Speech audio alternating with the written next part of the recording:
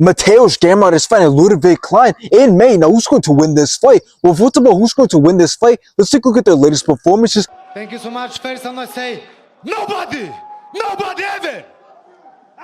In which Mateusz Gamrot fought Rafael dos Anjos, in which Rafael dos Anjos dropped Mateusz Gamrot in round 1, but then Mateusz Gamrot brought it back, took control of the whole entire fight, completely all-ended Rafael dos Anjos, and Mateusz Gamrot won by decision.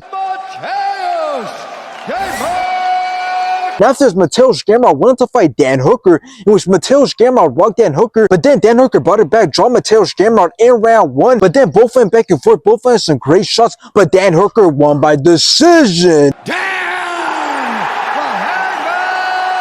Now let's take a look at Ludovit Klein's latest performances, in which he fought Thiago Moises, in which Ludovit started off very fast, dropped Thiago in round 1, Ludovit then dropped him again in round 3, and Ludovit won by decision. Now after this, Ludovit wanted to fight Roosevelt Roberts, in which Ludovit started off great, won every single round, completely all-landed Roosevelt, and Ludovit won by decision. Now this fight being made means that the UFC kind of did Mateusz Gamrot a little dirty here, because Mateusz Gamrot has fought a list of great opponents and has put on very good performances, and he's ranked number 7. Meanwhile, Ludovit Klein isn't even ranked and he hasn't been truly tested. So Mateusz Gamrot has a lot to lose here, because for him to lose against Beneil Dariush and Dan Hooker is one thing, but for him to lose to Ludovit Klein is embarrassing, considering that Mateusz Gamrot was able to put on a really good fight against Arman Tsarukyan, who's the #1 contender, and beat him. But now let's take a closer look at Ludovit Klein. Well, he stands with a record of 23 wins with 9 knockouts, 8 submissions, and he has 4 losses and 1 draw. And when talking about how active he's been, although he hasn't had a fight this year, he had 3 fights last year, and the last time he lost was back in 2021. And when seeing him fight, it's obvious that he's a very good striker. He's got quick hands and power, so we're gonna have to see if he can strike and stand with Mateusz Gamrot. But where I believe he's gonna get tested is when Mateusz Gamrot goes for a takedown. And I say that because Ludovit Klein might be able to put up a really good fight on the feet, but if Mateusz Gamrot really looks towards using his wrestling and grappling,